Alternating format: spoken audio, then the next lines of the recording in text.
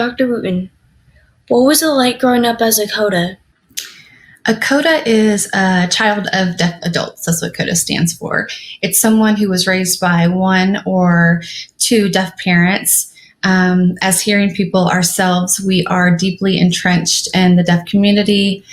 Children of deaf adults are in a very unique situation, and at times I felt like my life was very complex and even heavy.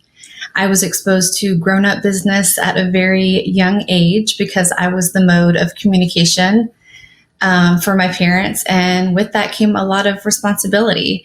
Things from answering the door to answering the telephone to ordering for my parents whenever we would go out to dinner. I immediately assumed responsibility.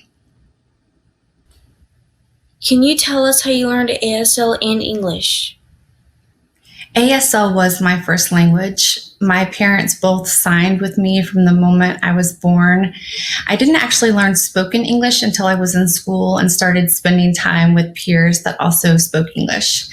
Like most CODAs, I had to start speech therapy due to my limited exposure to spoken language. And when I did speak, I sounded more like a deaf child than a hearing child. What types of challenges did you face as a hearing child with deaf parents?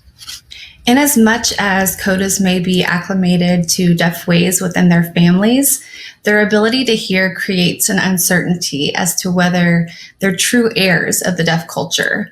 Initially, I did not see myself as hearing within my deaf family and never realized that I was hearing until I was much older. Being a CODA entails an understanding that we have an ongoing connection with the deaf community. We often share their views as well as their experiences of emotional suffering when deafness is defined a lot of times as a disability.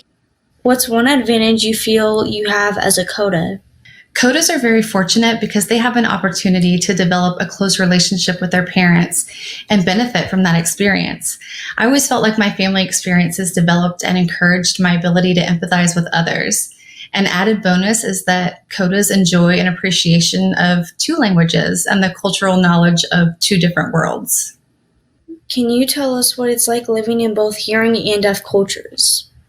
When I look back at my life, I realize that being different has taught me to have more compassion for those with disabilities.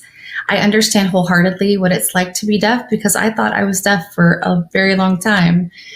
Being raised in both the hearing and the deaf world has shaped me and formed me into someone that is no longer afraid to answer the crazy questions that hearing people ask me all the time, nor am I afraid to educate them. They don't need to be judged or looked down upon. The deaf community deserves every opportunity that the hearing community deserves in this world to be successful. Is there anything you'd like hearing people to know about CODAs or the deaf community? I sincerely wish that people knew how much deaf people appreciated their effort in attempting to communicate with them. I mean, genuinely communicate, not just grab a pen and a piece of paper. I promise you, if you learn the most simple things like please and thank you, it will really make their day and go a long way in the community.